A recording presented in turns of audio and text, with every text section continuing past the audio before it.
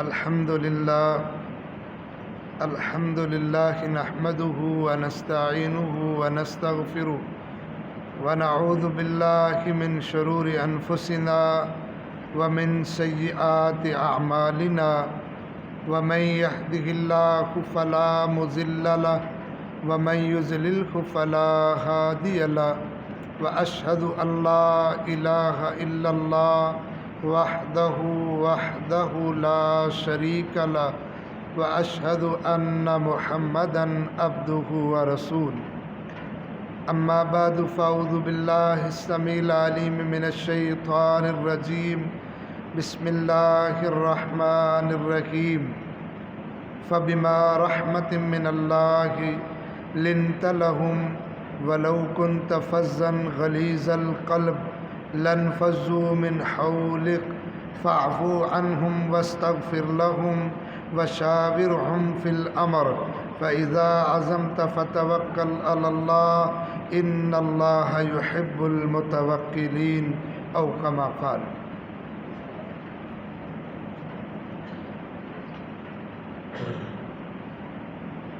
اللہ کی رحمت کے نتیجے میں اے نبی صلی اللہ علیہ وسلم، اللہ نے آپ کو نرم مزاج بنایا۔ اگر آپ زبان کے سخت ہوتے اور دل کے سخت ہوتے تو آپ کے گرد کوئی بھی نہ بیٹھتا۔ آپ معاف کیجئے، اللہ سے ان کے لیے بخشش مانگیے اور اپنے معاملات میں ان سے مشاورت کیجئے، اور جب آپ کسی کام کا عزم کر لیں تو اللہ پر توکل کیجئے، یقیناً اللہ توکل کرنے والوں کو پسند کرتے ہیں۔ محترم سامعین کرام، یہ رمضان بندے کی تربیت کا مہینہ ہے۔ تربیت عبادات کی بھی ہے، تربیت معاملات کی بھی ہے، اور تربیت اخلاقیات کی بھی ہے۔ اگر رمضان میں ہم نے صرف اپنی نمازوں کو درست کر کے عبادات درست کی تو رمضان کا پورا مقصد ہم نے حاصل نہیں کیا۔ اگر ہم نے نمازیں تو سیدھی کر لیں، اپنے معاملات لین دین سیدھے نہ کیے تو پھر بھی ہم نے رمضان کو صحیح معنوں میں استعمال نہیں کیا۔ اور اگر ہم نے نمازیں روزے تو پورے صحیح کیے لیکن اپنی اخلاقیات کو، اپنی عادات کو، اپنے لہجوں کو، اپنے مزاج اور رویوں کو درست نہ کیا تو ہم نے رمضان سے صحیح فائدہ نہیں حاصل کیا۔ تو اس لیے یہ رمضان تربیت کا مہینہ ہے۔ اس میں اپنی نماز بھی درست کیجئے، اپنے معاملات بھی درست کیجئے اور اپنی اخلاقیات کو بھی درست کیجئے۔ جب تک تینوں چیزیں درست نہ ہوں مسلمان کامل ہی نہیں ہوتا۔ ایک بندہ جتنی مرضی نمازیں پڑھی جائے اور اس کا اخلاق برا ہو تو اس کی نمازیں کام نہیں آئیں گی۔ جامع ترمذی شریف کی روایت ہے، نبی صلی اللہ علیہ وسلم کی مجلس میں ایک بندے نے بیٹھے بیٹھے اپنے محلے کی ایک عورت کا تذکرہ کیا۔ کہا اللہ کے رسول صلی اللہ علیہ وسلم، ہمارے محلے میں ایک عورت ہے، بڑی نمازی ہے، بڑے روزے نفلی رکھنے والی ہے، بڑا ہی صدقہ کرنے والی ہے، لیکن وہ اپنے پڑوسیوں کو بہت تنگ کرتی ہے۔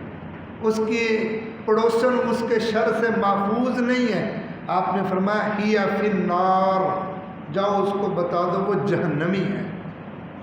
اور پھر دوسری عورت کا تذکرہ کیا کہ وہ عورت ہے، اس کی بہت زیادہ نمازیں نہیں ہیں، بہت زیادہ نفل روزے نہیں رکھتی، بہت زیادہ صدقہ و خیرات نہیں کرتی، لیکن پڑوسیوں سے اس کا حسن سلوک بڑا ہے، اس کا معاملہ اخلاقی بہت اچھا ہے پڑوسیوں کے ساتھ۔ آپ نے فرمایا ہی فی الجنہ، جاؤ اس کو بتا دو وہ خاتون جنتی ہے۔ تو کیا پتہ چلا کہ ایک بندے کی نمازیں درست ہو جائیں، اس کے صدقہ و خیرات درست ہو جائیں، لیکن اگر اس کا اخلاق درست نہ ہوا تو اللہ کے ہاں جنت میں جانا بہت مشکل ہے۔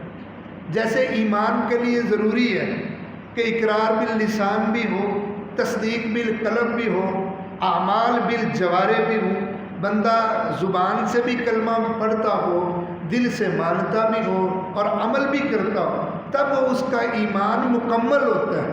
ایسے ہی مسلمان، اس کی نماز بھی درست ہو، اس کے معاملات بھی درست ہوں اور اس کی اخلاقیات بھی درست ہوں، تب وہ جنت کا وارث بننے والا ہے۔ تو رمضان ہمارے پاس ہے، ہم اپنا محاسبہ کر لیں، اپنے معاملات دیکھیں، اپنی عبادات دیکھیں، اپنے ایمانیات کو دیکھیں، اپنے عقیدے کو دیکھیں، اپنے آپ کو صحابہ کے جو معیار ہے اس پر پرکھ کے دیکھیں۔ یقین کریں اگر ایمان کی باری آئے اور ہم دیکھیں اور صحابہ کرام کے ایمان کو دیکھیں تو جوڑ کوئی ملتا ہی نہیں ہے، لگتا ہے جیسے ہے کہ یہ انہونی سی ہے، ایسے کیسے ہو سکتا ہے۔ نبی کریم صلی اللہ علیہ وسلم کی جتنے جانشار تھے، اللہ نے ان کے بارے میں کہا کہ ایمان لانا ہے تو ایسا لے کے آنا، فَإِنْ آمَنُوا بِمِثْلِ مَا آمَنْتُمْ بِهِ فَقَدِ اهْتَدَوْا، ایمان ایسا لے کے آنا، نمازیں پڑھنی ہے تو ان جیسی نمازیں پڑھنا۔ اب دیکھیں نا، یہ تاک راتوں کا قیام ہی ہے، دیکھ لیں نبی کریم صلی اللہ علیہ وسلم نے 3 راتیں ہی قیام کیا تھا اور پیچھے لوگوں کا کیا حال تھا، لوگ منتظر تھے کہ کوئی آئے اور قیام کروائے۔ یعنی ان کی عبادت کا بھی منظر ایسا ہی تھا کہ انہیں ڈانٹنا پڑتا تھا، روکنا پڑتا تھا، کہنا پڑتا تھا کہ تو اتنی نمازیں کیوں پڑھتا ہے، اتنی عبادت کیوں کرتا ہے، اتنے روزے کیوں رکھتا ہے۔ عبداللہ بن عمر بن عاص کی جیسے بات مشہور ہے کہ نبی کریم صلی اللہ علیہ وسلم نے ان کو ڈانٹ کے کہا تھا بھی قرآن تھوڑا پڑھا کر، انہوں نے کہا میں تو زیادہ پڑھوں گا۔ آپ نے فرمایا چلو 1 مہینے میں 1 مکمل کیا کر، کہا نہیں میں تو 15 دن، آپ نے کہا نہیں میں تو زیادہ، آپ نے 7 دن کہا نہیں اس سے بھی تھوڑا وقت دیجئے۔ آپ نے فرمایا 3 دن سے پہلے قرآن ختم کرو گے تو میں سمجھوں گا تم نے قرآن سمجھا ہی نہیں ہے۔ تو ان لوگوں کے معاملات عبادات میں بھی اس قدر تھے کہ انسان سوچتا ہے تو لگتا ہے ایسے کیسے ہو سکتا ہے۔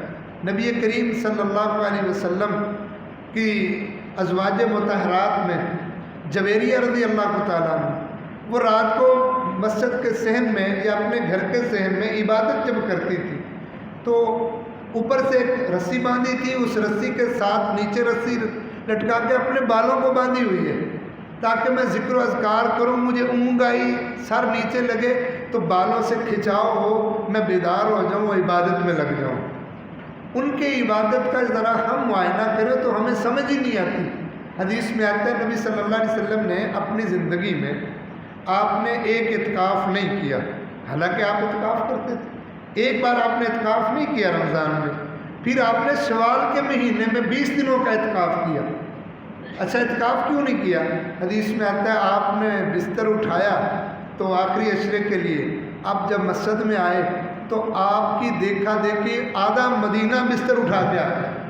آپ نے سوچا اگر ایسا ہی رہا تو یہاں تو جگہ ہی کوئی نہیں، آپ نے اپنی نیت کو منسوخ کیا اور اللہ رب العزت سے معافی مانگی، اجازت طلب کی اور گھر واپس چلے گئے، تاکہ یعنی ان لوگوں کی عبادت کا شوق اتنا تھا۔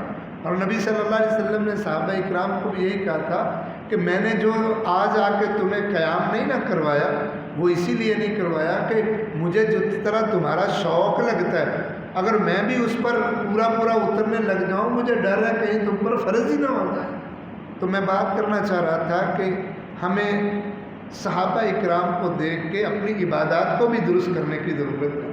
یہ فرضی چیزیں تو اللہ نے فرض کی ہیں، یہ تو مجرم ہے جو انسان نہیں کرتا۔ 5 وقت کی نماز ہے، روزہ ہے، زکوٰۃ، یہ تو فرائض ہیں، جو ہم چھوڑ دیں گے ہم مجرم ہیں۔ لیکن جو ترقیاں ملتی ہیں وہ نوافل کی وجہ سے ملتی ہیں، وہ صدقات میں نفل ہوں زکوٰۃ کے علاوہ، وہ روزوں کے اندر نفلی روزوں کے اندر ہوں، جیسے نبی صلی اللہ علیہ وسلم سوار جمعرات اور ایام 20، 13، 14، 15 کا رکھتے تھے، یا بندے کی عبادات میں ہو کہ بندہ نوافل زیادہ پڑھتا ہے، بندہ تہجد زیادہ پڑھتا ہے، بندہ راتوں کو اٹھ کے قیام کرتا ہے۔ یعنی حدیث میں آتا ہے رسول اللہ صلی اللہ علیہ وسلم نے فرمایا بندہ اللہ کے اس وقت سب سے زیادہ قریب ہوتا ہے جب وہ بندہ بالنوافل اپنی نفلی نماز کو درست کرتا ہے۔ یعنی اللہ کے ہاں چونکہ معیار ان اکرمکم عند اللہ اتقاکم، اللہ کے ہاں معیار تو نیکی کا ہے، تو نیکیاں کیسے ہیں؟ اگر فرضی لوگ سب کرتے ہیں تو سب ہی کرتے ہیں، اس کی اللہ کے ہاں عزت جو بڑھنی ہے وہ نوافل کی وجہ سے بڑھنی ہے، چونکہ دوسرے نے اتنا کرنا کوئی نہیں، اس نے کرنا اس کا مقام بڑھ جانا۔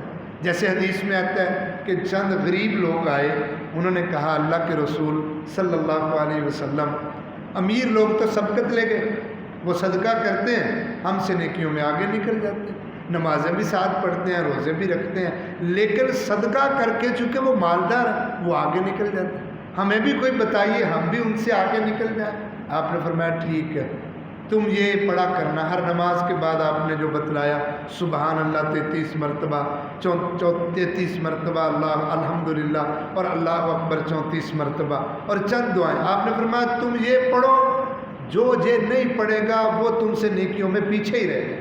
ایک بندہ بولا، کہنے لگا اللہ کے رسول صلی اللہ علیہ وسلم اگر وہ امیر لوگ بھی یہ کرنے لگ جائیں تو آپ نے فرمایا پھر اللہ کا فضل ہے، اب ایک بندہ عبادت کرتا ہے اس کے برابر دوسرا بندہ بھی عبادت اتنی کرنے لگ جائے تو یہ تو اللہ کی عطا ہے اس کو۔ تو بات کرنے کا مقصد یہ ہے کہ رمضان ہے، اس میں عبادات کو بھی درست کرنا ہے، اور عبادات میں فرضی تو درست کرنی ہی کرنی، اس میں نوافل کی طرف لے کے آنا ہے۔ اپنی 12 رکعتیں جو نوافل کی ہیں ان کو پورا کیجیے، اپنے صدقہ و خیرات میں، اپنے مال و جان کی حفاظت میں، اپنے ذکر و اذکار میں وہ چیزیں شامل کیجیے جو پہلے آپ کی زندگی میں نہیں تھی۔ اگر تلاوت آج قرآن کی رمضان میں کرتے ہیں، رمضان کے بعد بھی عادت ڈالیں، تو اپنی عبادات کو بھی درست کیجیے، اس کی تربیت کیجیے، اس کی ترتیب دیجیے تاکہ رمضان کا کوئی فائدہ ہو سکے۔ اور دوسری چیز ہے کہ انسان اپنے معاملات کو سیدھا کرے۔ اصل میں ہمارے معاملات کی خرابی کی وجہ سے آج دنیا میں جو تنزلی ہے اور جو پریشانیاں اور آفات مسلمانوں پر ہیں وہ معاملات سیدھے نہ ہونے کی وجہ سے، لین دین میں معاملات میں وہ خیر خواہی نہیں ہے۔ آپ نے وہ واقعہ سنا ہوگا، میں اشارہ کرتا ہوں کہ صحابہ اکرام نے جب کلمہ پڑھ لیا تھا تو خیر خواہی کیا تھی۔ نبی صلی اللہ علیہ وسلم کے بڑے پیارے صحابی ہیں، صحیح مسلم میں روایت ہے، امام نبوی نے اس کے تحت وہ واقعہ لکھا ہے، جریر بن عبداللہ رضی اللہ تعالیٰ عنہ، انہوں نے غلام کو بھیجا بھی گھوڑا خرید کے لاؤ۔ وہ گھوڑا خریدنے کے لیے گیا تو سودا کر کے آ گیا کہ چلو مالک سے پیسے دلواتا ہوں، گھوڑا ہاتھ میں ہے، گھوڑے کا مالک بھی، کہا جی کتنے کا سودا ہوا؟ کہا جی 200 درہم کا۔ تو جریر بن عبداللہ دیکھ کے کہنے لگے بھائی یہ جو سودا تو نے کیا ہے غلط کیا ہے، کیونکہ مجھے نہیں لگتا یہ اتنے کا، یہ تیرا گھوڑا زیادہ قیمت کا ہے، تجھے 400 دے دیں تو چلے گا؟ اس نے کہا جی جس کو 200 ملتے تھے جو لینا بھی چاہتے اس کو 400 کہا، بالکل کہا نہیں یہ میرے حساب سے تمہارا گھوڑا 800 دینار کا ہے۔ وہ خوش ہے، اس کو تو دل میں لڈو پھوٹ رہے ہیں کہ 200 میں دے رہا تھا 800 میں، کہا ٹھیک ہے۔ انہوں نے 800 دینار اس کو نکالے دے دیے اور گھوڑا رکھ لیا۔ اب غلام جو بڑا تیز ترار تھا اور آگے سودا کر کے آیا تھا، اس نے کہا مالک یہ کیا، یہ تو گھاٹا کر لیا آپ، 200 کا مل رہا تھا تو لے لیتے۔ فرمایا نہیں، بایعت النبی صلی اللہ علیہ وسلم علی النصح لکل مسلم، میں نے جب پیغمبر کے ہاتھ پر ہاتھ رکھ کے اسلام قبول کیا تھا اور بیعت کی تھی تو میں نے کہا تھا کہ میں ہر مسلمان کے ساتھ خیر خواہی کروں، تو میں کیسے ہو سکتا ہے کہ میں اس کو دھوکہ دے دیتا؟ یہ ہیں وہ معاملات جو درست کرنے کی ضرورت ہے۔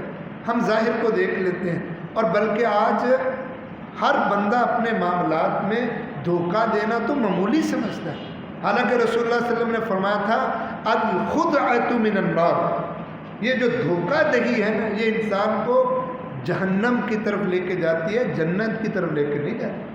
اور آپ نے یہ بات واضح کہی تھی من غشنا فلیس منا، یہ جو اوپر سے پوچھے اندر سے پوچھے یہ مال لینے دینے میں جو کرتا ہے انسان، آپ نے بولا میرا تعلق کوئی نہیں۔ اچھا کس کو کہا تھا؟ وہ روایت میں آتا ہے صحیح مسلم میں کہ آپ بازار میں گئے تھے تو گندم پڑی تھی، غلہ پڑا تھا، آپ نے اس میں ایسے ہاتھ لگایا، اوپر سے خشک تھا نیچے سے گیلا تھا، آپ نے فرمایا یہ کیا بھی دکھاتے کچھ ہو بیچتے کچھ؟ کہا بس بارش آ گئی تھی۔ آپ نے فرمایا تو بارش والے کو بھی نیچے سے ظاہر کرو نا، کسی کو پتہ چل جائے کہ اس میں نیچے کیا اوپر کیا۔ وہ خاموش ہو گیا۔ آپ نے فرمایا سنو صحابہ اکرام نوٹ کرو، من غشنا فلیس منا، جس بندے نے کسی کو دھوکہ دیا میں محمد صلی اللہ علیہ وسلم سے اس کا کوئی تعلق نہیں ہوگا۔ یعنی ہمیں اپنے معاملات کو سدھارنا چاہیے، ورنہ روز قیامت پیارے پیغمبر علیہ السلام نے کہہ دیا کہ میرا تیرے سے تعلق ہی کوئی نہیں، تو کس کے پاس جائیں گے؟ کون ہوگا جس کو اپنی بات سنائیں گے؟ کون پرسان حال؟ یقیناً کوئی نہیں۔ تو یہ رمضان ہے، اپنے معاملات کو بھی سیدھا کریں۔ اب تو آج کل تو ٹرینڈ ہے مارکیٹ، بندہ اپنی بات کسی کو چتر زبانی سے کر کے کوئی بات طے کر گیا، وہ گھر میں آ کے بڑا خوش ہوتا، وہ سمجھتا ہے کہ میں نے میلہ لوٹ لیا ہے، میری تجارت بڑی کامیاب ہے، میں بات بڑے سمجھا لیتا ہوں، حالانکہ وہ دھوکہ دے رہا ہے، اس کو بھی پتہ ہے میں دھوکہ دے رہا ہوں۔ تو میرے بھائی، عبادات اکیلی کام آنے والی نہیں ہے، اپنے معاملات بھی سیدھے کیجیے۔ اللہ کی قسم، اگر صحابہ اکرام کو رسول اللہ صلی اللہ علیہ وسلم نے جو چیزیں سنا کے تربیت کی، میں ان کی تربیت ہوں کہ تربیت کی پہلے ایسا ہی ہوتا تھا، سود پہ لوگوں کو پیسے دیے جاتے تھے اور چکر دے کے جھوٹ مار کے لوٹ کے مال کھا لینا کوئی معمولی سمجھا جاتا تھا، اس میں کوئی حرج نہیں سمجھا جاتا، لیکن آپ نے پھر تربیت فرمائی۔ جیسے صحیح مسلم میں وہ واقعہ ہے کہ نبی صلی اللہ علیہ وسلم نے ایک دن بیٹھے تو فرمانے لگے، اچھے لوگوں کی تمہیں باتیں سناؤں؟ انہوں نے کہا ضرور سنائی۔ فرمایا دو لوگ تھے، ایک نے زمین بیچی، ایک نے زمین خریدی۔ جس نے زمین خریدی وہ اس نے ہل چلایا تو اس کے زمین کے نیچے سے ایک گھڑا سونے کا نکلا، وہ گھڑا وہ سونے اور زیورات سے بھرا ہوا، اس نے سر پہ رکھا، بھاگا اس کے پاس چلا گیا، کہا بھائی میں نے زمین خریدی تھی، یہ لگتا ہے تیرا خزانہ ہے جو مجھے ملا۔ اس نے کہا بھائی میں نے تو نہیں اس میں رکھا، میری زمین تھی اور اس میں بھی کھیتی باڑی کرتا ہوں، مجھے تو ملا نہیں، میں نے زمین بیچی، جو تھا سب بیچ، میرا نہیں ہے، میرا ہوتا تو میں لیتا۔ وہ رکھنے کے لیے تیار نہیں، کہتا بھائی زمین خریدی ہے، یہ سونے کے زیورات تو نہیں میں نے خریدی۔ وہ اس کو دے رہا ہے، وہ لینے کے لیے تیار نہیں اور یہ رکھنے کے لیے تیار نہیں۔ آپ صلی اللہ علیہ وسلم نے فرمایا پھر وہ قاضی کے پاس گئے فیصلہ کروانے کے لیے۔ جب قاضی کے پاس گئے تو قاضی نے دونوں کی بات سنی تو پوچھا کہ بھئی تمہاری اولاد کتنی ہے؟ اس نے بتایا، اس نے کہا میری بیٹی جوان ہے، اس نے کہا بیٹا جوان۔ اس نے پھر فیصلہ لکھا، اس نے کہا انکحوا الغلام الجاریۃ وانفقوا علیہما وتصدقوا علیہما۔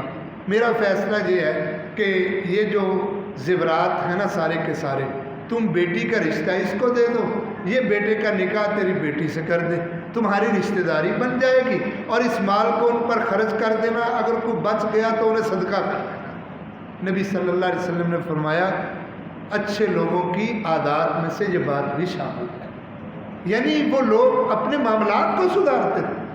اگر ہمارے دور میں کوئی ہوتا تو ہمارے ایمان تو قطعاً ایسی اجازت نہ دیتے، وہ تو راتوں رات چھپا لیتا، کسی کو کانوں کان خبر نہ ہو۔ اس نے تو کہنا تھا اس کو دکھانا بھی اس ملک میں نہیں ہے، کسی باہر کے ملک میں جا کے دکھاؤں گا کہ میرے پاس تو یہ خزانہ آ رہا ہے۔ اس کو نہیں پتا کہ وہ حلال سے آ رہا ہے حرام سے آ رہا ہے، میرا ہے کہ نہیں ہے، میرے لیے یہ جائز ہے کہ نہیں ہے۔ تو میں بات کر رہا ہوں کہ رسول اللہ صلی اللہ علیہ وسلم نے اس طرح اپنے صحابہ کی تربیت، اور پھر تربیت نظر آئی۔ صحیح بخاری مسلم کی روایت ہے کہ جناب ابوبکر صدیق رضی اللہ تعالیٰ عنہ کا غلام کچھ لے کے آیا، وہ دیا، روٹین میں وہ لاتا تھا، چونکہ غلام اس دور میں ایسا ہی تھا کہ مالک کے لیے کمایا کرتے تھے، وہ لا کے رات کو دیا کرتے تھے۔ تو جب غلام نے لا کے دیا تو جناب ابوبکر صدیق رضی اللہ تعالیٰ نے کھا لیا۔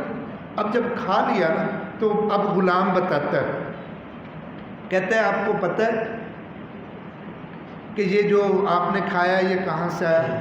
کیا پتہ نہیں، تو لے کے آیا؟ تو میرا غلام ہے، کماتا تو لے کے آتا۔ کہا نہیں، یہ جو آج میں لے کے آیا ہوں نا، یہ اصل میں میری پرانی جاہلیت کی کہانت کام آئی ہے۔ یعنی جب میں مسلمان نہیں تھا تو جاہلیت میں میں نے کوئی ٹیوا لگایا تھا ایسے ہی کسی پر، وہ کام کر گیا، آج اس کا کام ہو گیا تو وہ مجھے ملا، اس کی شیرینی میرے پاس آئی ہے تو وہ میں آپ کے لیے پاس لے کے آیا۔ تو جناب ابوبکر صدیق رضی اللہ تعالیٰ عنہ نے فوراً اٹھے، اپنے گلے میں انگلی ڈالی جہاں تک ڈال سکتے تھے، اور ڈال کے اس سب کو کہہ کر کے باہر نکال دیا۔ کہا میرے نبی صلی اللہ علیہ وسلم نے کہن کی کمائی کو حرام قرار دیا، اور جو تو لے کے آیا ہے وہ کہانت کی کمائی ہے، میرے پیٹ میں نہیں رہ سکتی، کیونکہ آپ کا فرمان ہے لا يدخل الجنت جسد غذی بالحرام، جس جسم کی پرورش حرام سے ہوئی ہو وہ جسم کبھی بھی جنت میں نہیں جا سکتا۔ یہ تربیت تھی میرے نبی صلی اللہ علیہ وسلم کہ وہ ایسے نہیں بھی جو آیا بس ٹھیک ہے، جیسے آیا بس ٹھیک ہے، نہیں، آپ نے فرمایا یہ قیامت کی نشانیوں میں سے ہے کہ لوگ پرواہ چھوڑ دیں گے، اپنے معاملات کی پرواہ نہیں ہوگی، اپنے کاروبار کی پرواہ نہیں ہوگی، اپنے رزق کی پرواہ نہیں ہوگا، ام من حلال ام من حرام، حلال کا آ رہا ہے کہ حرام کا آ رہا ہے، وہ بس لیے جا رہے ہیں اور سمیٹے جا رہے ہیں اور اپنا کام چلائے جا رہے ہیں۔ لیکن نہیں، مسلمان ایسا نہیں ہوتا، مسلمان کی تربیت ایسے نہیں ہوئی، وہ ایک ایک چیز کو دیکھتے ہیں۔ رسول اللہ صلی اللہ علیہ وسلم نے فرمایا من اتی کاہنا وصدق بما یقول فقد کفر بما انزل علی محمد صلی اللہ علیہ وسلم۔ اگر تم کسی کاہن کے پاس جاتے ہو اور تم اس کی باتوں کی تصدیق کرنے لگ جاتے ہو تو گویا تم شریعت محمد صلی اللہ علیہ وسلم کا انکار کر کے کفر کر رہے ہو۔ اور یہ تربیت تھی، پھر صحابہ کرام نے اس کا منظر بھی دکھایا۔ حدیث میں آتا ہے کہ رسول اللہ صلی اللہ علیہ وسلم ایسے مدینے کے بازار میں چل رہے تھے تو ساتھ آپ کے حسن تھے یا حسین تھے رضی اللہ تعالیٰ عنہ، راستے میں کھجور پڑی تھی گلی میں، عرب کھجور کا علاقہ ہے، کھجوریں عام تھی، کھجور گری پڑی تھی، بچے نے اٹھا کے صاف کر کے کھانا چاہے، آپ نے فوراً ہاتھ سے پکڑ لی، فرمایا نہیں بیٹا کھانا نہیں ہے۔ کہا کیوں نہیں کھا سکتے؟ فرمایا ہم پر صدقہ حرام ہے، آل محمد پر صدقہ حرام۔ ممکن ہے یہ صدقے کی گری پڑی ہو؟ دیکھو کہاں تک دور تربیت فرمائی ہے، کتنی دقیق اور باریک نظر سے رسول اللہ صلی اللہ علیہ وسلم نے ایک بچہ ہے، کہنے سے یہ بھی کہا جا سکتا ہے بچہ ہے، پھر کیا فرق پڑتا ہے، اس پر کہاں شریعت کے احکام لاگو ہوتے ہیں، لیکن نہیں، آپ نے فرمایا ابھی حرام کا پتہ بھی نہیں ہے، شبہ ہے اس میں، فرمایا نہیں، اس میں شک ہے، اس کو بھی چھوڑ دینا۔ اور صحیح بخاری میں آپ صلی اللہ علیہ وسلم کا فرمان ہے دع ما یریبک الی ما لا یریبک، جس میں شک ہے اس کو چھوڑ دے، جس میں شک نہیں اس کو زندگی میں اپنانا، ورنہ جو انسان شک و شبہات والی چیزوں میں پڑ جاتا ہے آخر ایک دن حرام چیزوں میں پڑ جاتا ہے، اور پھر جب کوئی حرام کھا لیتا ہے تو پھر وہ ایسا وہ گناہ کا عادی ہوتا ہے، پھر اس کو کوئی حرام گناہ نہیں لگتا، بلکہ شریعت کا یہ قانون بھی ہے۔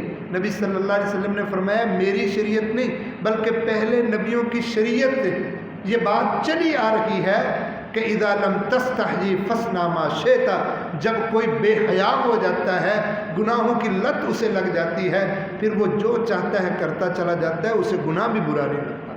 تو میرے بھائی آج اپنے معاملات سیدھا کرنے کی بھی ضرورت ہے، یہ رمضان ہے، اس میں اپنے معاملات کو بھی دیکھیے کہ میرے لوگوں کے ساتھ جو معاملات ہیں وہ کیسے ہیں، میرے دینے لینے کے معاملات کہیں حرام کے تو نہیں ہیں۔ مجھ سے سوال ہونا ہے کہ تو نے من این اکتسب، تو نے کیسے کمایا تھا، تم نے کہاں خرچ کیا تھا، ہر چیز کا تجھ سے سوال ہونے والا ہے۔ تو یہ تربیت کے مہینے میں اپنے معاملات کی بھی اصلاح کیجیے۔ اور تیسری چیز ہے اپنی اخلاقیات کی درستگی، اور رمضان میں اللہ نے اخلاقیات پہ بہت زور دیا ہے۔ صحیح بخاری میں حدیث ہے، رسول اللہ صلی اللہ علیہ وسلم نے فرمایا من لم یدع قول الزور والعمل به فلیس للہ حاجۃ ان یدع طعامہ وشرابہ۔ ایک بندہ جھوٹ بولتا ہے، روزہ بھی رکھا ہوا ہے، اللہ کو اس کے روزے کی کوئی پرواہ نہیں، وہ بھوکا رہے یا پیاسا رہے، اللہ کو کوئی پرواہ نہیں۔ کیا مطلب؟ رمضان سب سے بڑی جو تربیت کرنے کے لیے آیا ہے وہ ہے کہ بندہ اپنی اخلاقیات کی تربیت کرے۔ اور اخلاقیات کا مطلب پتہ کیا ہے؟ کہ بندہ اپنی عادتوں کو سیدھا کرے۔ کئی چیزیں بندے کی عادت خراب ہوتی ہیں، ہم سمجھتے ہیں کہ اچھا اخلاق ہوتا ہے کہ بندہ گالی نہ دے، یقیناً یہ بھی ہے۔ اچھا اخلاق صرف یہ نہیں ہے کہ بندہ اچھی گفتگو کر دے، بندہ کسی سے بڑے میٹھے بول لے اور باقی معاملہ سارے اجڑے پڑے ہوں، نہیں۔ اخلاقیات کا مطلب یہ ہے کہ تمہاری عادت ہر طرح کی درست ہونی چاہیے، تمہارے لین دین کے معاملات بھی اخلاقیات کا حصہ ہے، تمہاری عبادات بھی تمہاری اخلاقیات کا حصہ ہے، یہ ساری چیزیں تمہاری اخلاقیات کا حصہ ہیں۔ تو جھوٹ بولے یہ اخلاقیات کے خلاف ہے، اچھے اخلاق کا بندہ جھوٹ نہیں بولتا۔ ایسے نہیں فرما دیا رسول اللہ صلی اللہ علیہ وسلم نے، ابو داؤد شریف کی روایت ہے، آپ نے فرمایا ان المؤمن لیدرک بحسن خلقہ قدرجۃ الصائم النہار وقائم اللیل، بسا اوقات بندہ اپنے اچھے اخلاق کی وجہ سے اس مقام تک پہنچ جاتا ہے جس مقام تک دن کو روزہ رکھنے والا اور رات کو تہجد پڑھنے والا جس مقام و مرتبے پر کھڑا ہوتا ہے اس مقام پر بندہ اچھے اخلاق کی وجہ سے پہنچ جاتا ہے۔ ایک بندے کی بڑی عبادات ہوں اور اس کو زبان سے کوئی اچھی بات ہی نہ نکلتی ہو تو اس نے کیا درجہ اور مقام پانا ہے اللہ کے ہاں، کیونکہ اللہ نے تو مومن کی جو رہنمائی فرمائی ہے اس میں یہی فرمایا ہے، من کان یؤمن باللہ والیوم الآخر فلیقل خیرا او لیصمت۔ صحیح بخاری مسلم کی روایت ہے، ابو ہریرہ رضی اللہ تعالیٰ عنہ فرماتے ہیں کہ جو بندہ مومن ہے نا اس کو چاہیے یا اچھی بات کرے یا خاموش رہ جائے۔ مومن کو تو زیب ہی نہیں دیتا کہ اس کی مزاج میں، اس کے لہجے میں، اس کی عادات میں اخلاقیات سے گری ہوئی کوئی بات پائی جاتی ہو۔ تو میرے بھائی رمضان تربیت کا مہینہ ہے، اس میں اخلاقیات اپنی ایسے درست کیجئے جیسے رسول اللہ صلی اللہ علیہ وسلم نے اپنے صحابہ کی تربیت فرمائی۔ اب سارے وہ واقعات میں اشارہ کر دیتا ہوں۔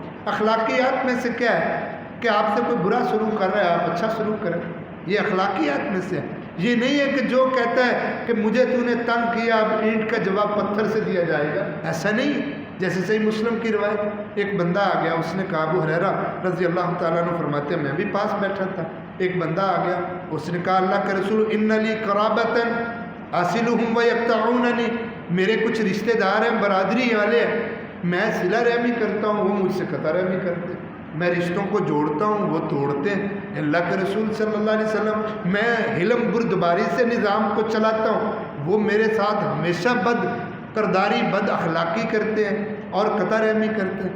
آپ سن رہے ہیں اور آپ نے صحابہ اکرام کو مخاطب کر کے کہا کہ اللہ کے بندو اگر یہ بندہ صحیح کہہ رہا ہے نا جیسے یہ کہہ رہے ہیں تو جب تک یہ ایسے ہی رہے گا تو اس کے ہر کام میں من اللہ ظہیر ما دمت علی ذالک، جب تک یہ ایسے رہے گا اس کے ہر کام میں اللہ کا فرشتہ آ کے اس کی مدد کیا کرے گا۔ عربی میں ظہیر مددگار کو کہتے ہیں۔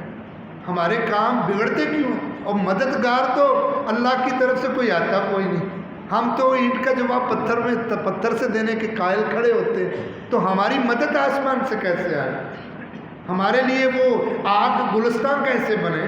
وہ فرشتے فضائے بدر کیسے پیدا ہو جب ہماری اخلاقیات ہی اتنی گری ہوئی ہیں کہ ہمیں تو فرشتے دیکھ کے بھاگ جاتے ہیں۔ اور یہ روایت ہے غالباً ترمذی کی ہے اگرچہ اس کی سند کمزور ہے، آپ نے فرمایا بندہ ایک جھوٹ بولتا ہے نا تو فرشتے 1 میل من نتن ما جاء به، اس کے جھوٹ کی وجہ سے جو بدبو آتی ہے 1 میل فرشتے اس سے دور بھاگ جاتے ہیں۔ میرے اخلاق میں جھوٹ بھرا ہوا ہو تو فرشتے میرے پاس کیا کریں گے؟ میرا یارانہ شیطان سے ہوگا، رب رحمان کے رحمت والے فرشتوں سے نہیں ہوگا۔ رسول اللہ صلی اللہ علیہ وسلم نے ہماری جو اخلاقی تربیت فرمائی ہے اس کا ایک پہلو یہ ہے کہ ہم اپنے اندر سے جھوٹ کو ختم کریں۔ صرف اچھے بول ہی اخلاقیات نہیں ہیں، یہ جھوٹ، یہ غیبت، یہ چغلی، یہ بری باتیں ان کو بھی پیچھے کرنے کی ضرورت ہے۔ صحابہ اکرام کہتے ہیں کہ رسول اللہ صلی اللہ علیہ وسلم جب کسی کو کہہ دیتے تھے نا، جیسے جابر بن سلیم کہتے ہیں کہ مجھے آپ نے فرمایا تھا لا تسبن احدا، گالی نہ کبھی کسی کو دینا، تو صحابی کہتے ہیں اللہ کی قسم ما سببت بعدہ شجرا ولا حجرا ولا بقرا ولا غنما، اللہ کی قسم اس کے بعد میں نے انسان تو دور نہ کبھی غلام کو گالی دی، نہ کبھی بکری کو گالی دی، نہ کبھی جانور کو گالی دی، اور نہ ہی میں نے کبھی کسی درخت اور پتھر کو گالی دی۔ یہ اخلاقیات ہی تھی۔ اگر آج کوئی جانوروں کو گالی دیتا ہے کوئی بڑی بات نہیں، وہ انسانوں کو بھی گالی دے گا، اور جو انسان کی عادت گالی کی ہو جائے وہ اپنوں کو بھی گالی دے گا اور اپنے والدین کو بھی گالی دے گا۔ حدیث میں آتا ہے نا، آپ نے ایک دن فرمایا کتنا بد نصیب ہے وہ انسان یسب الرجل ابویہ، جو اپنے والدین کو گالیاں دیتا ہے۔ صحابہ اکرام نے کہا اللہ کے رسول ایسا تو نہیں ہو سکتا، بندہ اپنے ماں باپ کو تو گالی نہیں دیتا۔ آپ نے فرمایا وہ کسی کی ماں کو گالی دیتا ہے وہ پلٹ کے اس کو دیتا ہے، وہ گویا خود ہی اپنی ماں کو گالی دے رہا ہے۔ وہ کسی کے باپ کو گالی دیتا ہے وہ پلٹ کے اس کو گالی، خود گویا اپنے باپ کو ہی گالی وہ دے رہے ہیں۔ تو میرے بھائی یہ رمضان ہماری اخلاقی تربیت کا مہینہ بھی ہے۔ اپنی اخلاقی تربیت کو بہترین کیجیے۔ اور اخلاقیات میں یہ ہے سب سے پہلے کہ آپ میں غصہ نہیں آنا چاہیے۔ سب سے پہلی جو خرابی، جو لڑائی کی، جو جنگ کی، جو گالی تک لے جانے کی نوبت آتی، وہ غصے سے آتی۔ اور اللہ نے مومنوں کی صفتیں بیان کرتے ہوئے فرمایا والقاظمین الغیظ، مومن وہ ہوتا ہے غصہ آ جائے تو پی جاتا ہے۔ بلکہ یہ میں روایت اکثر ابن ماجہ شریف کی بیان کرتا ہوں کہ اللہ کا انعام دیکھیے اس بندے کے لیے کہ جس بندے کے پر غصہ آئے اور وہ کنٹرول کر دے۔ آپ نے فرمایا کہ جو انسان غصے کی حالت میں اور پھر غصہ پی جائے، روز قیامت اللہ رب العزت اس کو کھڑا کریں گے اور جنتی حوروں کو کھڑا کریں گے۔ اللہ رب العزت اس کو اختیار دیں گے کہ اپنے لیے جس حور کو چاہتا ہے اس حور کو اپنے لیے پسند کر لے۔ اور یہ اختیار دنیا کے اندر کسی بسنے والے انسان کو نہیں ہوگا۔ ہر انسان کو اللہ خود جنت میں اس کے لیے حوریں عطا فرمائے گا اس کے نیک اعمال کے لیے، لیکن صرف ایک بندہ ہے جو غصے پر کنٹرول رکھتا ہے اور اس غصے کو ختم کر دیتا ہے، اللہ رب العزت اس کو اختیار دے گا، وہ اپنی پسند کی حوروں کا انتخاب فرمائے گا۔ تو یہ یقیناً اخلاقیات میں سے سب سے بڑی خرابی یہ ہوتی ہے کہ بندہ غصہ کرنے لگ جائے اور پھر اس کے بعد کیا ہوتا ہے؟ پھر گالیاں ہوتی ہیں۔ صحیح بخاری میں روایت ہے جناب ابوبکر صدیق نبی صلی اللہ علیہ وسلم جا رہے تھے تو ایک آدمی آیا، وہ آ کے کوئی پرانا تھا جاہلیت کا یار، وہ آ کے جناب ابوبکر صدیق کو برا بھلا کہنے لگ گیا کہ تو نے یہ کون سا دین اختیار کر لیا اور تو اتنا عقل مند تاجر سمجھدار، یہ کہاں چلا گیا؟ تو جو ساری باتیں تھیں اس نے کہہ دی۔ جناب ابوبکر صدیق اس کو بات کا جواب دینے لگے۔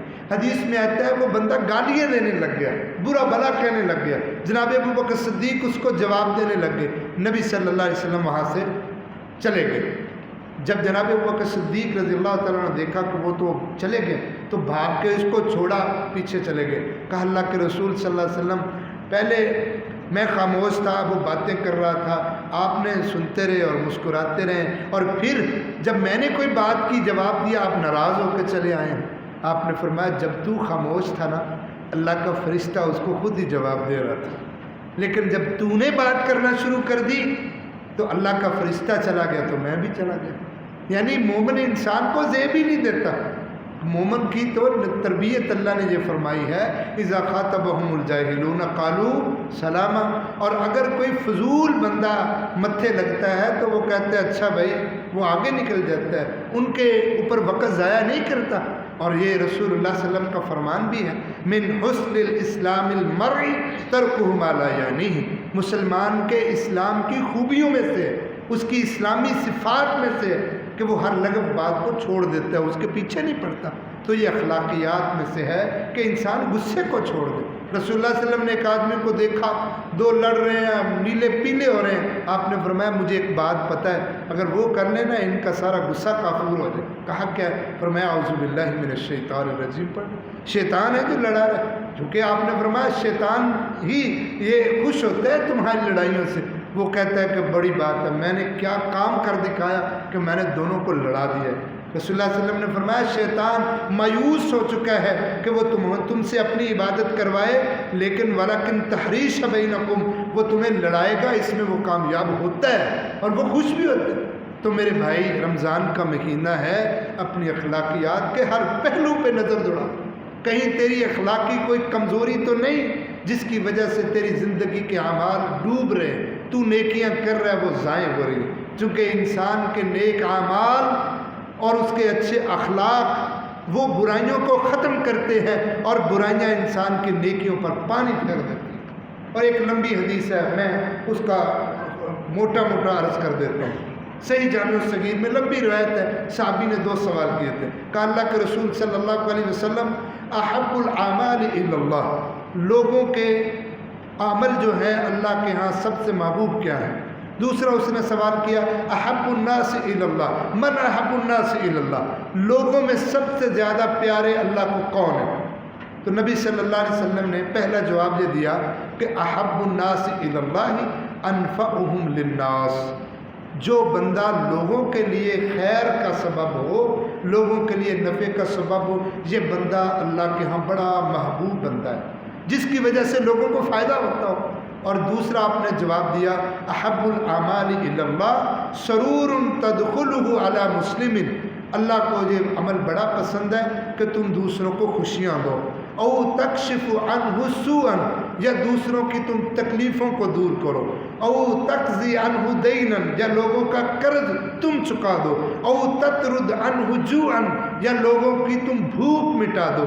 پھر آگے وہ لفظ ہے جو اس موقع پہ نوٹ کرنے والا ہے۔ رسول اللہ صلی اللہ علیہ وسلم نے فرمایا مجھے بڑا عزیز ہے ان امشی ما آخی فی حاجت، کہ میں کسی مسلمان بھائی کی ضرورت کے لیے جاؤں اور اس کے کام آ جاؤں، اس کا کام کر دوں، احب الیہ من ان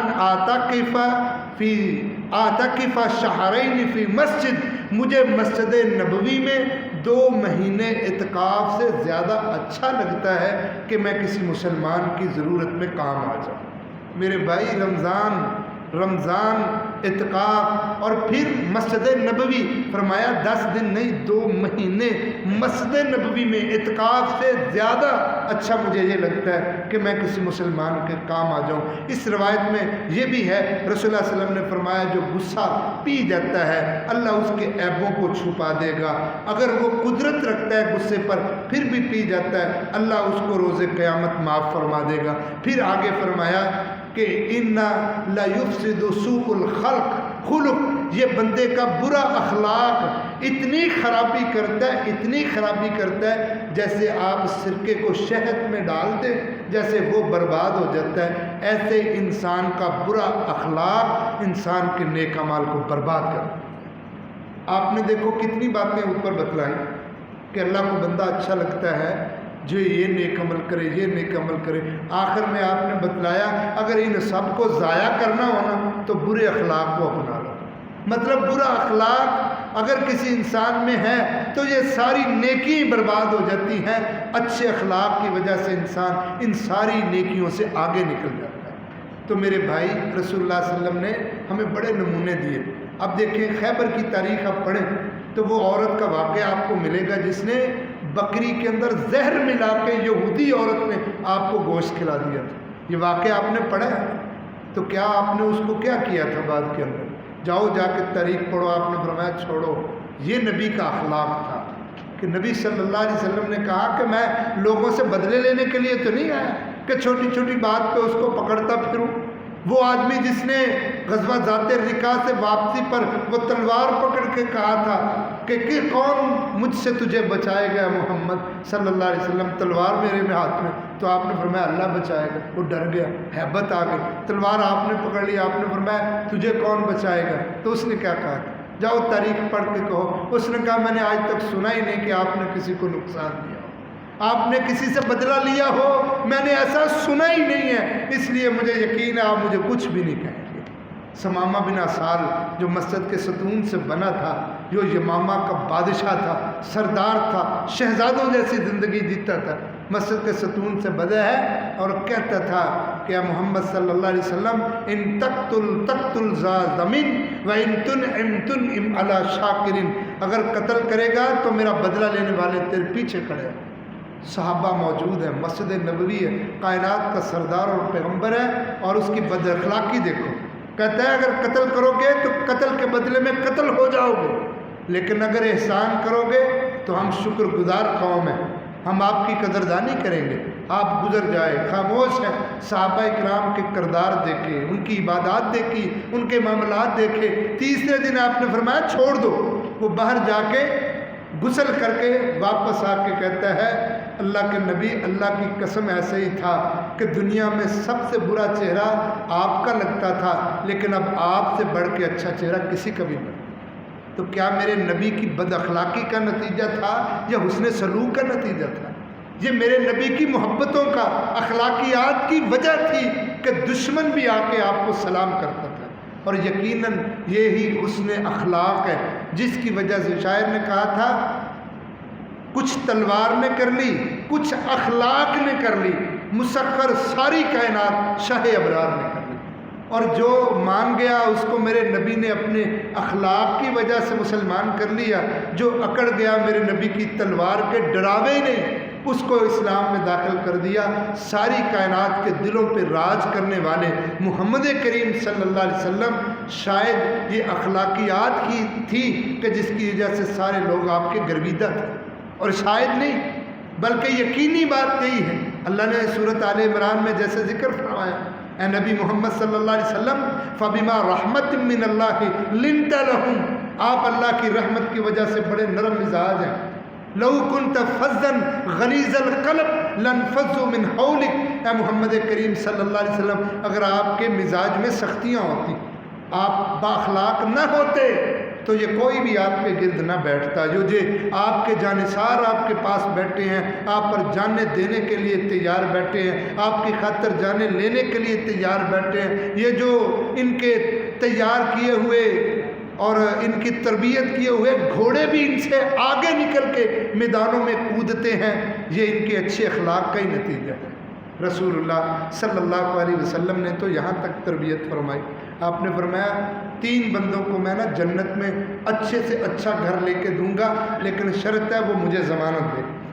صحابہ کرام نے کہا جی حضور بتلائیے، کیا ہم سے ضمانت چاہتے ہیں؟ ہمیں تو جنت میں اچھے سے اچھا گھر چاہیے۔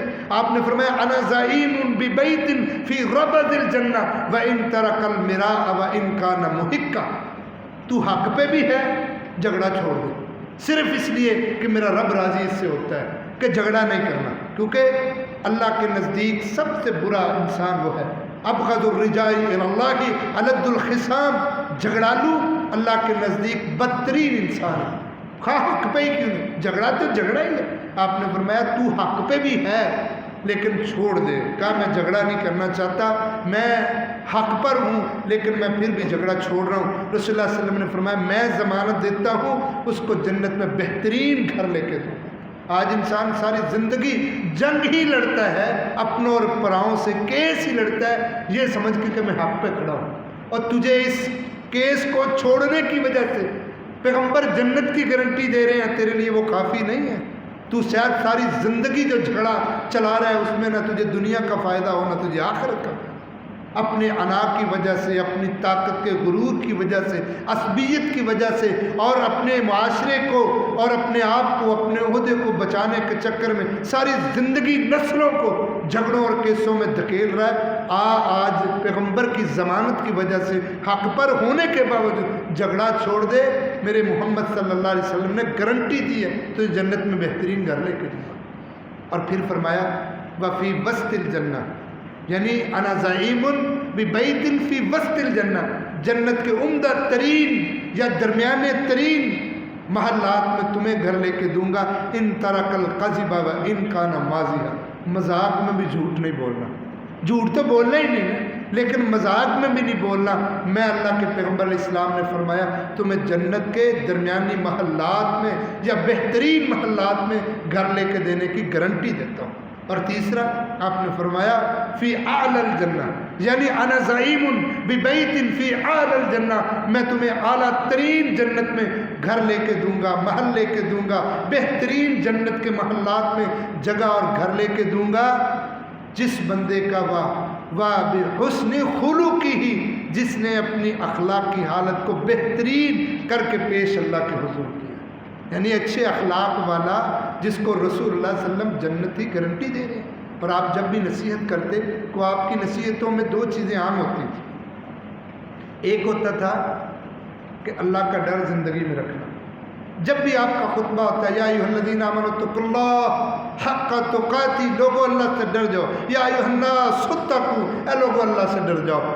آپ صلی اللہ علیہ وسلم نے ابو ذر غفاری رضی اللہ تعالیٰ عنہ کو نصیحت فرمائی، آپ نے فرمایا یا ابا ذر اتق اللہ حیثما کنت، اے ابو ذر جہاں بھی رہنا اللہ سے ڈر کے زندگی بسر کرنا۔ دوسری نصیحت وَإِذَا عَمِلْتَ سَيِّئَةً فَاعْمَلْ بِجَنبِهَا حَسَنَةً فَإِنَّهَا تَمْحُهَا، اے ابو ذر کبھی گناہ ہو جائے تو فوراً نیکی کرنا کیونکہ نیکی اس گناہ کو ختم کر دے گی۔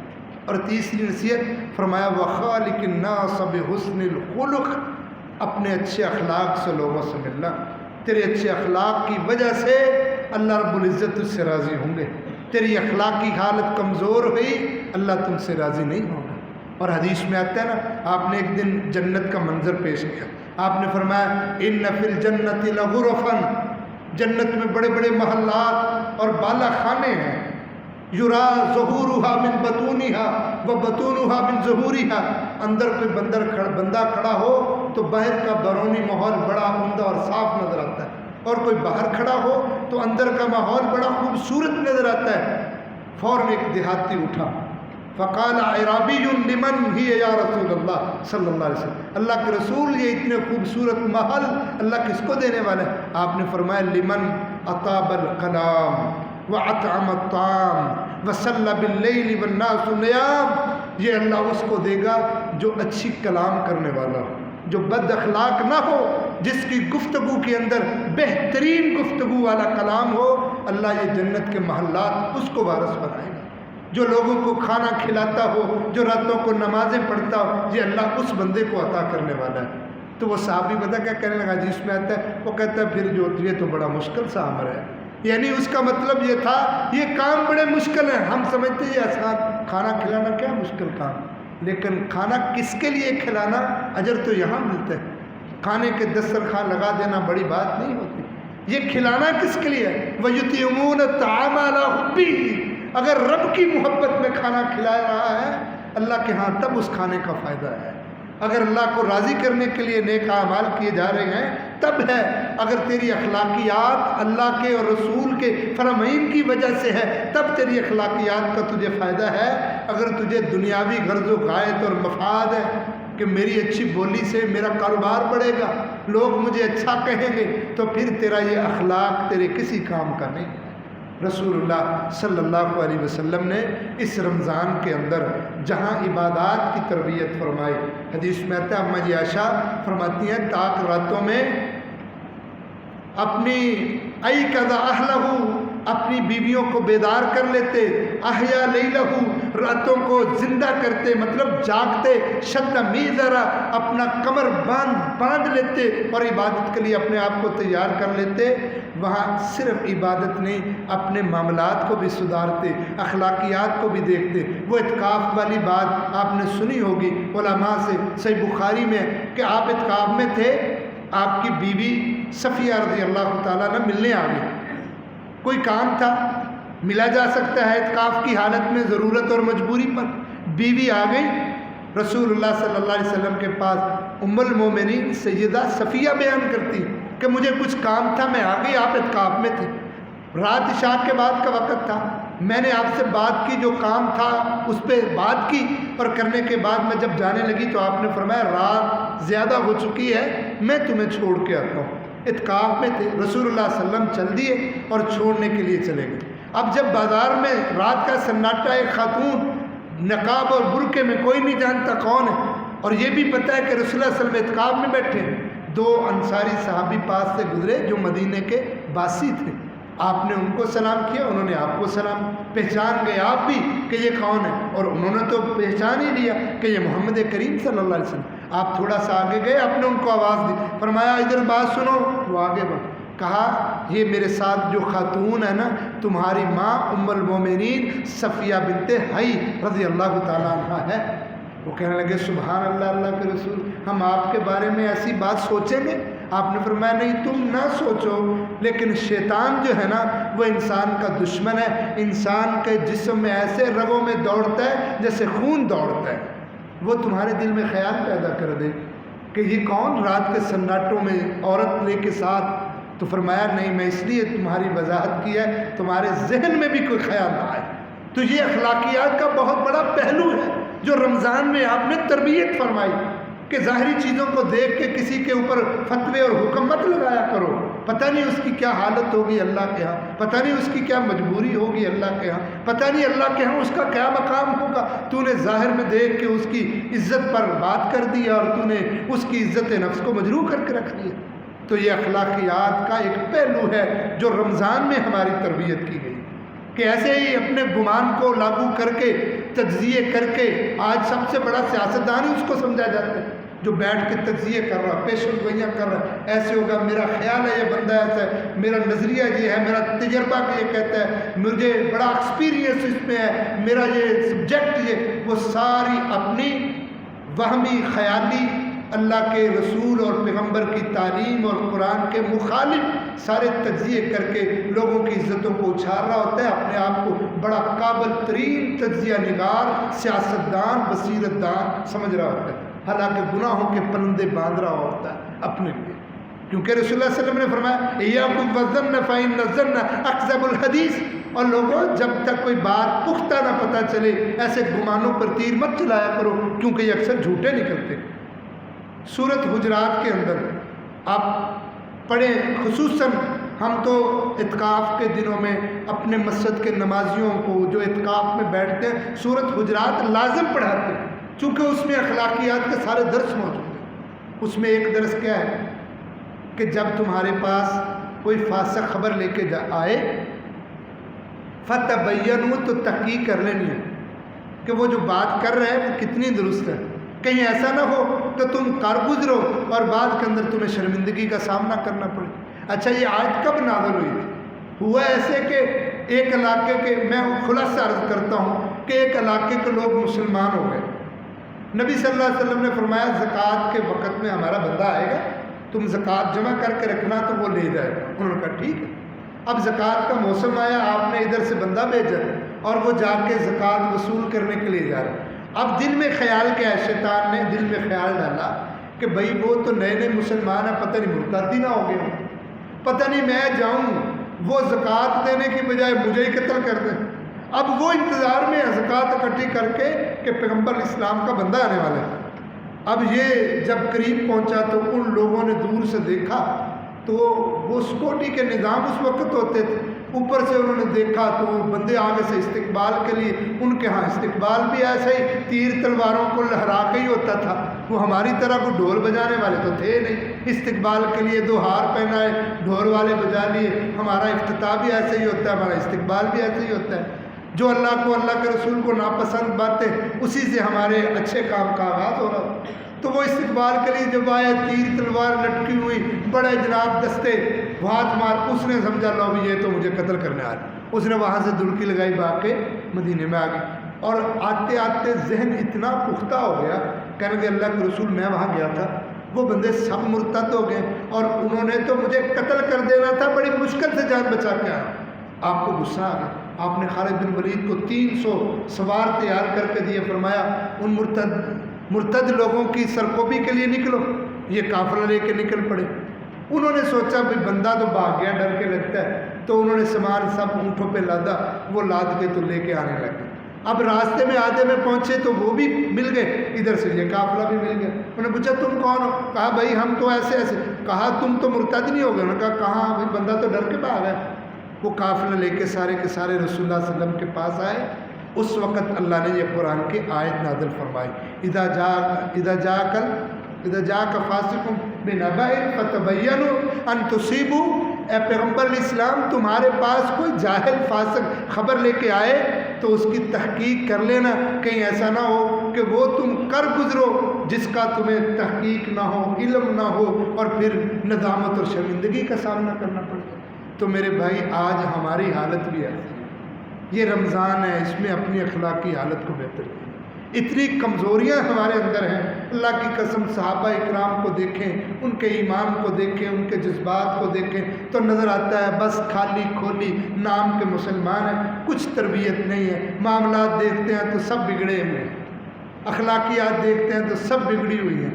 صحابہ اکرام رضوان اللہ اجمعین ایک ایک چیز پہ اتنا وقت، اتنی کوشش اور اخلاقیات سیکھنے کے لیے، صحابہ کہتے ہیں ہم تو ذمہ داریاں لگاتے تھے، ایک بندہ سیکھ کے آئے، دوسرا بتائے، کوئی دکان پہ بیٹھے، ساری باتیں رسول اللہ صلی اللہ علیہ وسلم کی ساری تعلیمات سے ہمیں یہ سمجھ آتا ہے کہ ہم اپنی اخلاقی حالت کو بہتر بنانے کی کوشش کریں۔ یہ رمضان ہے، اس میں اپنی تربیت کیجیے، اپنی عبادت کو بھی درست کیجیے، اپنے معاملات کو بھی درست کیجیے، اور اپنے اخلاق اور اخلاقی معاملات کو بھی درست کیجیے۔ اور رسول اللہ صلی اللہ علیہ وسلم نے جو سارے اخلاقی معاملات کی درستگی کے لیے پہلو ہمارے سامنے پیش کیے، ہم اس کو دیکھیں، میں آخری بات کر کے بات کو ختم کرتا ہوں. اصل میں اخلاقی جو معاملہ ہوتا ہے اس میں صرف اچھی گفتگو نہیں اخلاق ہوتا، اس میں لہجے رویے بھی معنی رکھتے ہیں، رویے اور لہجے بھی معنی رکھتے ہیں. صحابہ کرام کہتے ہیں کہ ایک دن معاویہ بن حکم السلمی صحابی ہیں، مستدرک حاکم میں روایت، کہتے ہیں میں نے نماز پڑھی رسول اللہ علیہ وسلم کے پیچھے، ساتھی نے چھینک ماری، میں نے یرحمک اللہ کہہ دی، مجھے تو معلوم نہیں تھا. کہتے ہیں کہ کیونکہ مسئلہ یہ تھا کہ نماز میں چھینک آئے تو الحمدللہ کہہ سکتے ہیں لیکن جواب نہیں دے سکتے، کیونکہ ویسے تو چھینک جو اس کو آئے وہ کہے الحمدللہ، پر سننے والا یرحمک اللہ، اور پھر کہنے والا یہدیکم اللہ و یصلح بالکم، دعا پڑھے. یہ مسلمانوں کا ایک طریقہ ہے، لیکن نماز میں صرف چھینک والا الحمدللہ کہہ سکتے. کہتے ہیں میں نے یرحمک اللہ کہہ دیا، مجھے معلوم نہیں. تو کہتے ہیں کہ جب نماز ختم ہوئی سارے بندے مجھے دیکھ رہے ہیں، بلکہ اپنے نماز میں ہی انہوں نے رانوں پر ہاتھ مارنے شروع کر دیے، بھی تو نے یہ جرم کر دیا. سب لوگ مجھے بڑی عجیب سی نظروں سے دیکھ رہے ہیں. اتنے میں رسول اللہ صلی اللہ علیہ وسلم نے مجھے اپنے پاس بلایا. کہتے مجھے پتہ چل گیا کہ مجھ سے غلطی ہو گئی. آپ نے مجھے مسئلہ سمجھایا کہ بھئی ایسے نہیں، ایسے کرنا ہے، اور آپ نے مسئلہ سمجھایا اور فرمایا کہ اللہ کے بندے انما ہی الصلاۃ فیہ التکبیر والتسبیح والتحمید، یہ اللہ کی نماز ہے، اس میں تکبیر، تحمید اور قراءۃ القرآن، اللہ کے قرآن کی تلاوت، بس یہ جائز ہے. لا یحل فیہ من کلام الناس فیہ، اس میں لوگوں سے کلام جائز نہیں ہے کہ ایک بات کرے دوسرا جواب دے، یہ درست نہیں ہے. کہتے ہیں میں خاموشی سے آپ کی بات سنی اور چل دیا. صحابہ کہتے ہیں یہی بندہ لوگوں کو جا کے بتایا کرتا تھا واللہ ما قہرانی ولا ضربانی ولا شتمانی، پیغمبر نے مجھے ڈانٹا نہیں، مجھے مارا نہیں، مجھے برا بلا نہیں کہا. میرے نبی نے میری جو تربیت کی، میرے نبی سے زیادہ مؤدب اور اچھی تعلیم دینے والا کائنات میں کوئی نہیں. اور جا کے اپنے علاقے کو سناتے، بہت سے لوگ اس بات کو ہی سن کے متاثر ہو کے دائرہ اسلام میں داخل ہو گئے. تو میرے بھائی آج بھی ضرورت اس بات کی ہے کہ حسن اخلاق کا ایسا انسان کو مجسمہ ہونا چاہیے کہ کافر بھی دیکھ کے مسلمان ہو جائیں کہ تمہارے یار رویے ایسے ہیں، تمہارے اخلاق ایسے ہیں، تمہارے کردار ایسے ہیں. تو ضرورت اس بات کی ہے کہ ہم اپنی رمضان میں اصلاح کریں. اللہ سے دعا ہے اللہ حق سمجھ کر عمل کی توفیق نصیب فرمائے.